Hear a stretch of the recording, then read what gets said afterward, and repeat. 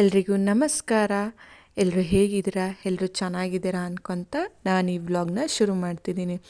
ಬೆಳಿಗ್ಗೆ ಎಲ್ರಿಗಿಂತ ಮೊದಲನೇದು ಕೆಲಸ ಶುರು ಮಾಡೋದು ಹೌಸ್ ವೈಫ್. ಆದರೆ ತನಗೆಷ್ಟೇ ಕಷ್ಟ ಆದರೂ ಆ ಮನೆ ಜವಾಬ್ದಾರಿ ಹೊರೋದು ಆ ಮನೆ ಯಜಮಾನ.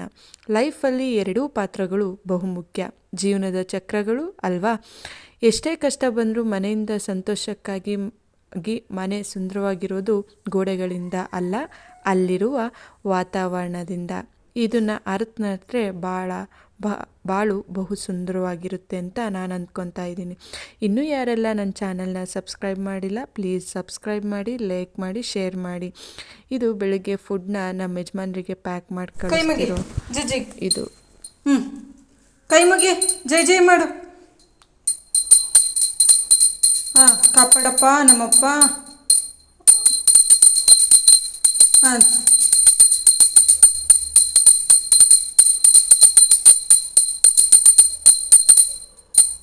ನನ್ನ ಮಗ ಸ್ನಾನ ಮಾಡಿ ಪೂಜೆ ಮಾಡಿದ ತಕ್ಷಣ ಒಂದು ಟೀ ಜೊತೆ ನನ್ನ ಈವ್ನಿಂಗ್.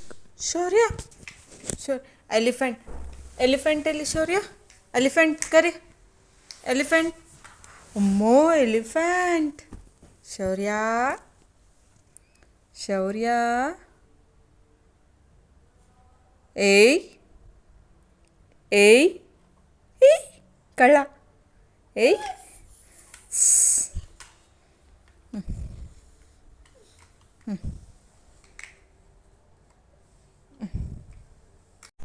ವೆಯ್ಟ್ ಮಾಡು, ಬರ್ತೀನಿ, ಹೋಗೋಣ.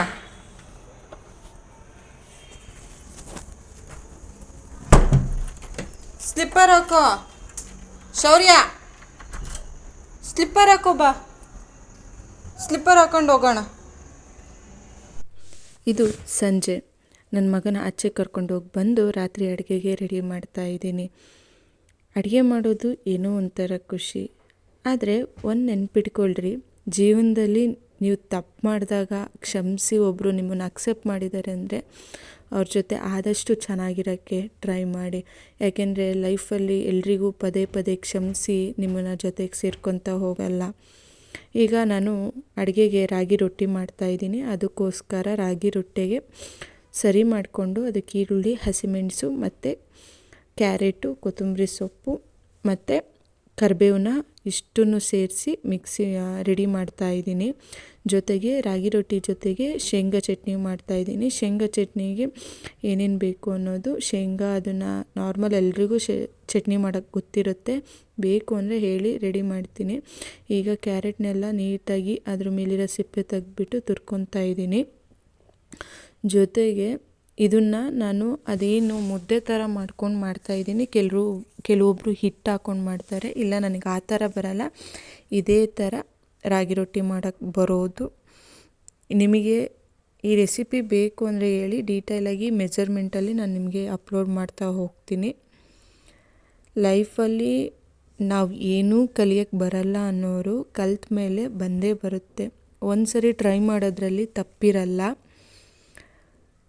ಅಂತ ನಾನು ಅಂದ್ಕೊಂಡಿದ್ದೀನಿ. ನೈಟ್ ಡಿನ್ನರ್ ಇದನ್ನು ಪ್ರಿಪೇರ್ ಮಾಡ್ತಾಯಿದ್ದೀನಿ, ನೋಡ್ತಾ ಹೋಗ್ಬೋದು ನೀವು ನಾನು ಯಾವ ಥರ ರೆಡಿ ಮಾಡ್ತಾಯಿದ್ದೀನಿ ಅಂತ ಅಂದ್ಬಿಟ್ಟು. ಆವಾಗಲೇ ಹೇಳ್ದಂಗೆ ಜೀವನದ ಚಕ್ರದಲ್ಲಿ ಗಂಡ ಹೆಂಡತಿ ಇಬ್ಬರೂ ಬೇಕು, ಯಾಕೆಂದರೆ ಇಬ್ಬರ ಮೇಲೆ ಲೈಫ್ ಡಿಪೆಂಡ್ ಆಗಿರುತ್ತೆ.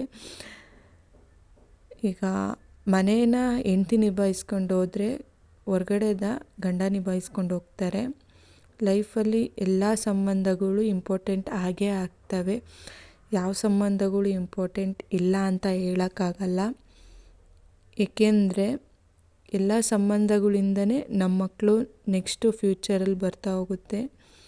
ಆಮೇಲೆ ನಾವು ಅವ್ರು ನಮ್ಮನ್ನು ನೋಡಲಿ ಅನ್ನೋ ಒಂದು ಸಣ್ಣ ಸ್ವಾರ್ಥದಿಂದ ಬೆಳೆಸೋದಕ್ಕಿಂತ ಅವ್ರ ಜೀವನ ಚೆನ್ನಾಗಿರಲಿ, ಮುಂದೆ ನಮ್ಮ ಜೀವನವೂ ಚೆನ್ನಾಗಿರುತ್ತೆ ಅಂದ್ಕೊಳ್ತಾ ಹೋದ್ರಾಯಿತು.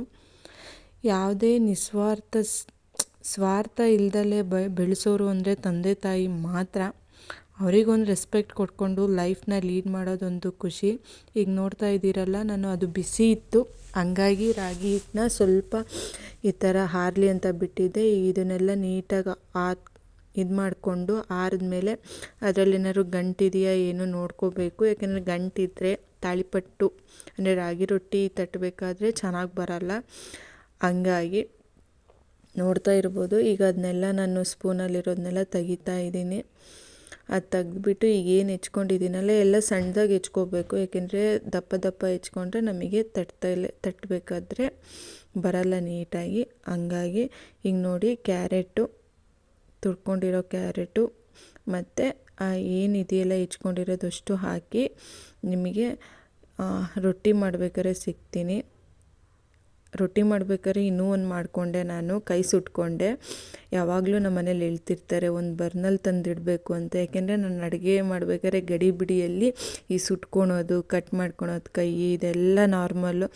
ಅದಕ್ಕೆ ನಾನು ಏನೂ ಮಾಡ್ಕೊಂಡಲ್ಲೇ ಅಡುಗೆ ಮಾಡಿದಾಗ ನಗ್ತಾರೆ ಮನೇಲಿ, ಏನೂ ಮಾಡ್ಕೊಂಡಿಲ್ಲ ಇವತ್ತು, ನಿಜವಾಗ್ಲೂ ಏನೂ ಮಾಡ್ಕೊಂಡಲ್ಲೇ ಅಡುಗೆ ಮಾಡಿದೆ ಅಂತ ಹೇಳ್ತಾರೆ. ಆ ಥರ ಆಗುತ್ತೆ. ಇದು ಸುಟ್ಕೊಂಡಾಗ ಇದೇ ಮಾತಂದಿದ್ದು ನಮ್ಮ ಮನೆಯವರು, ಬರ್ನಲ್ಲಿ ತಂದಿಡ್ಬೇಕು ಮನೆಗೊಂದು, ಏಕೆಂದರೆ ಯಾವಾಗಲೂ ನೀನು ಸುಟ್ಕೊತಾ ಇರ್ತೀಯಲ್ಲ ಅಂತ ಅಂದ್ಬಿಟ್ಟು. ಇನ್ನೂ ಯಾರೆಲ್ಲ ನನ್ನ ಚಾನಲ್ ಸಬ್ಸ್ಕ್ರೈಬ್ ಮಾಡಿಲ್ಲ ಪ್ಲೀಸ್ ಸಬ್ಸ್ಕ್ರೈಬ್ ಮಾಡಿ. ನೋಡಿ ಈ ಥರ ತೆಳ್ಳಗೆ ಮಾಡಿ ಲೈಕ್ ಮಾಡಬೇಕು. ನನ್ನ ಒಳ್ಳೊಳ್ಳೆ ಕಂಟೆಂಟ್ ಪೇಪರ್ ಶೀಟ್ ಬರುತ್ತಲ್ಲ ಹೋಳಿಗೆ ಮಾಡೋ ಶೀಟ್, ಈ ವಿಡಿಯೋದಲ್ಲಿ ಏನಾದರೂ ತಪ್ಪು ಮಾಡಿದ್ರೆ ಅಷ್ಟೆಲ್ಲ ತಿಳಿಸಿ ನಾನು ಸರಿ ಮಾಡ್ಕೊತ ಹೋಗ್ತೀನಿ. ಗ್ಯಾಸ್ ಸ್ಟವ್ ಮೇಲೆ ಹಾಕಿ ಅದು ನೋಡಿ ಫುಲ್ಲು ಇಷ್ಟ ಅಗಲ ಬಂದಿದೆ. ಬೇಯ್ತಾ ಇರುತ್ತೆ, ಕರೆಕ್ಟಾಗಿ ಬೇಯುತ್ತೆ ನೋಡಿ. ಕೈ ಸುಟ್ಕೊಂಡಿರೋದು ನಾನು ಇದೇ ಥರ. ಇದು ರಾಗಿ ರೊಟ್ಟಿ ಶೇಂಗಾ chutney ready. Thank you for watching.